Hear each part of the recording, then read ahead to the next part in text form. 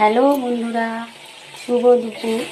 আবার চলে এসেছি একটা রেসিপি নিয়ে। এই রেসিপিটা অনেকেরা খান, অনেকেরা খান না। আবার লোটে মাছ, এটা আমার খুব ফেভারিট মাছ।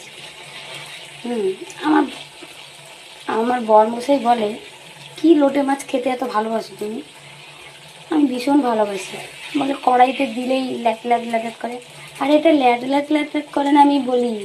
আমার বরমশাই যখন এটা লজ্জা পায়, লজ্জাতেও একটু নেতিয়ে যায়।